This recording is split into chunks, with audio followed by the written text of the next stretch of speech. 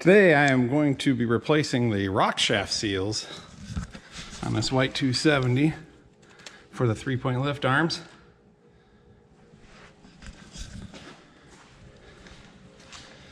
Probably not going to show up as good on a black tractor since, well, everything's black. But the first thing we need to do is get this 3-point link off from this lift arm. And we'll get the snap ring off from there, and we'll have to disconnect the draft sensing link that comes up from below because the shaft won't slide off without it, or with it in the way, I guess would be the right way to put it. So we'll get on that.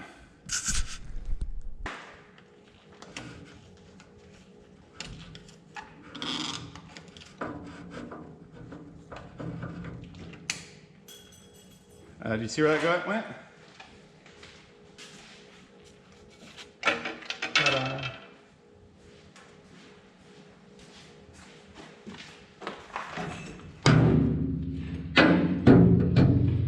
That there.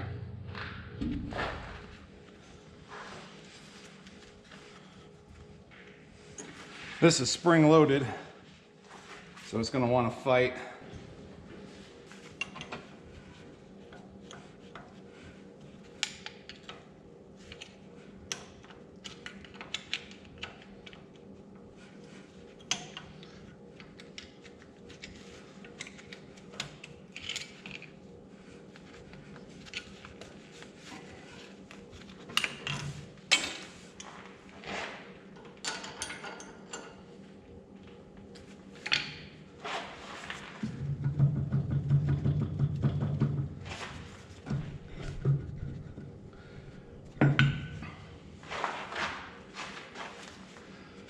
In case you're wondering, this has a blind spline, one large one here, so this arm only goes back on one way, so you don't really have to keep track of much.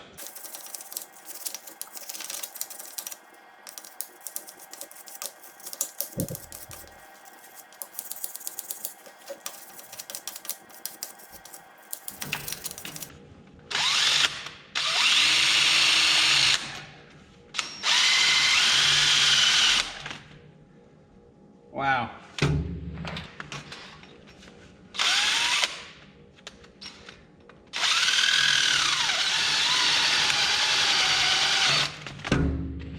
We'll put another one.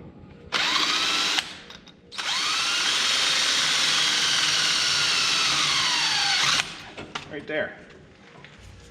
Normally I'd use my slide hammer. It's just a little too long to fit in here. But I do this for brakes. Drill a hole in the seal down there in the brakes, and then screw this in with a slide hammer. Might take a couple of working around a couple different holes, but pulls the seal right out. Then you can clean things up, put the new seal in. And that's basically what I'm going to do here.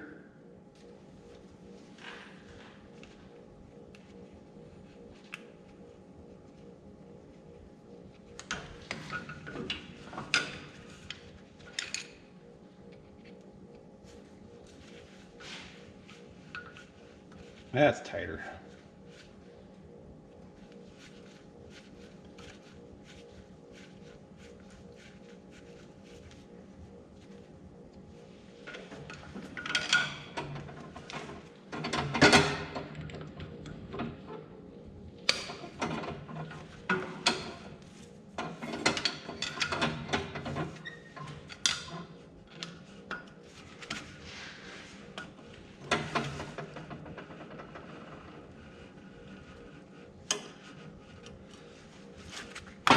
There.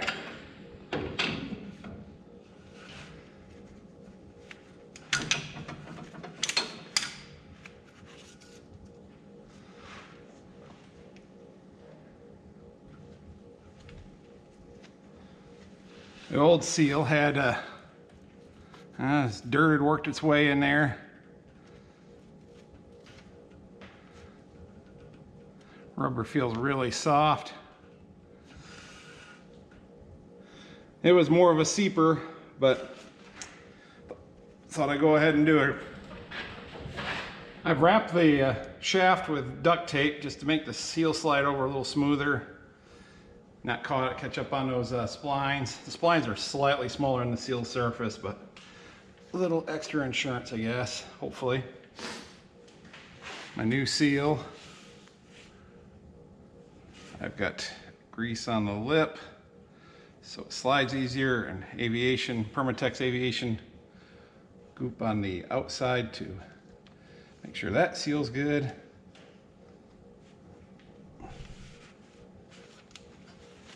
That seal is just over 3 inches, so a 3-inch pipe works good as a seal driver.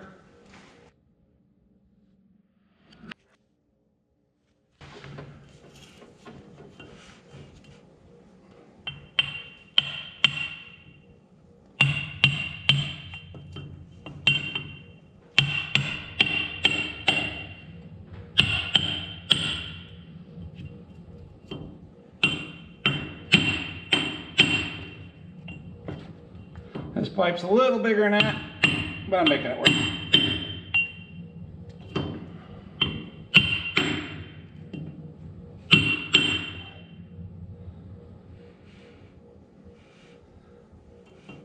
I think I'm gonna go in just a little farther. That's where the old seal occasionally comes in handy. And maybe a punch, or maybe this.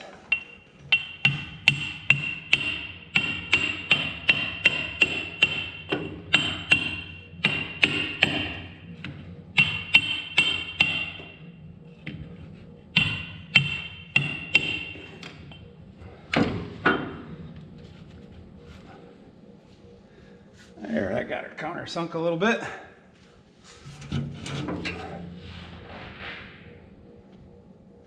Looks like the bottom needs driven in just a little farther.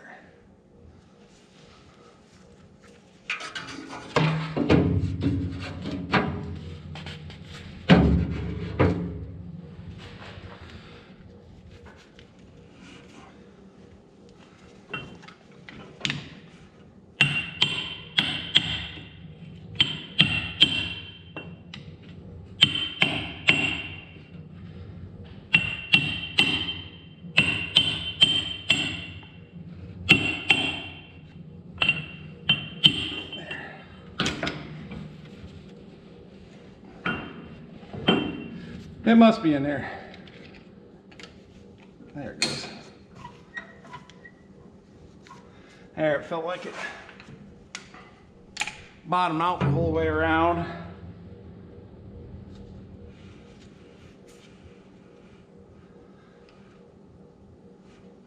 It's like it's even all the way around. That's what we need.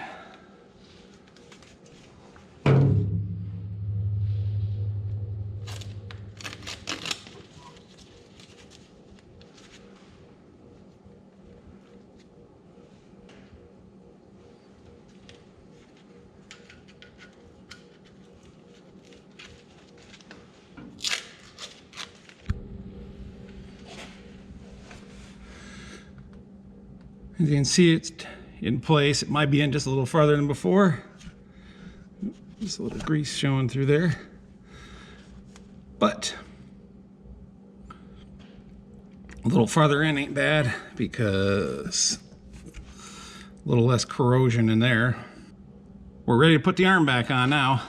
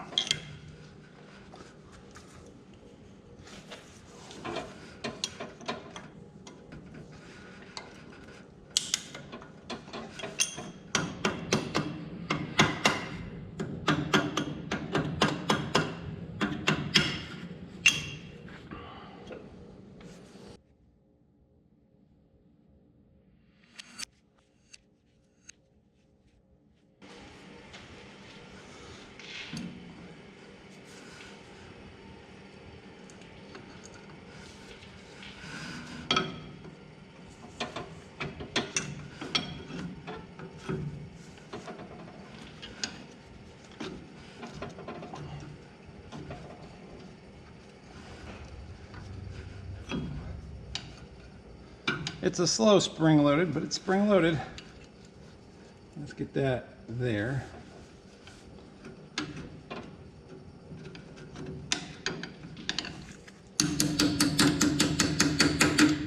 Just like that.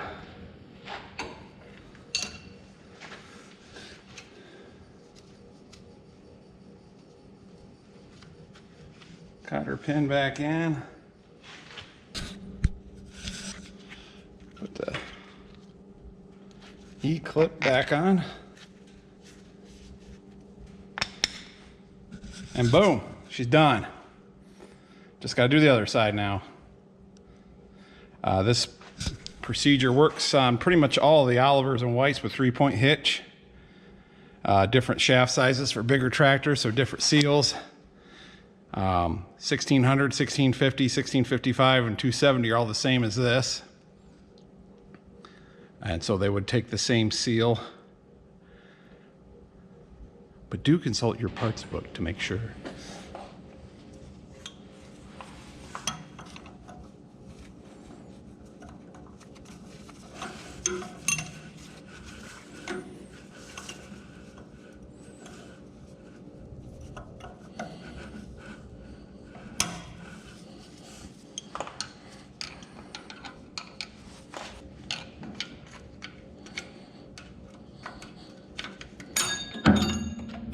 Whee!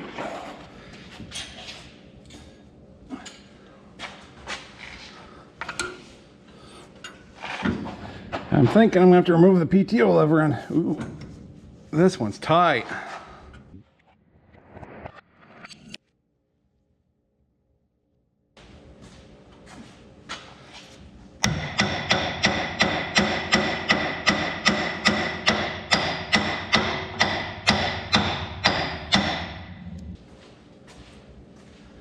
I think this is going to be one of those discretion's the better part of valor things. Put a little penetrating oil on here, but you know, this one hasn't been leaking. I just figured I'd replace it as long as I was doing it.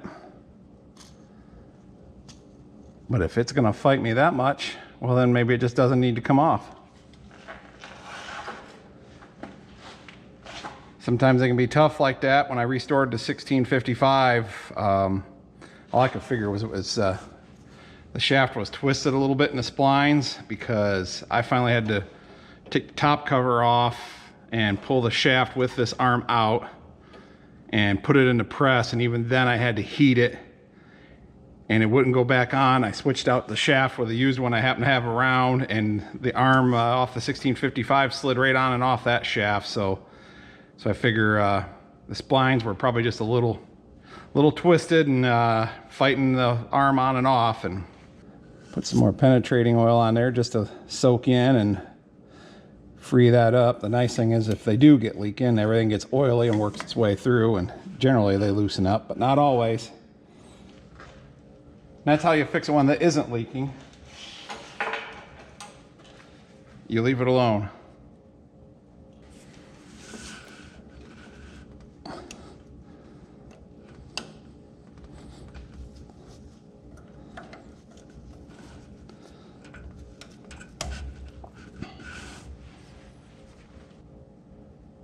This falls under my mantra: if it isn't broke, don't fix it. That's the life lesson here. So hope you got something out of it. Like I said, the seal removal process works really good with the brakes. One of these days I'll make a video on that too.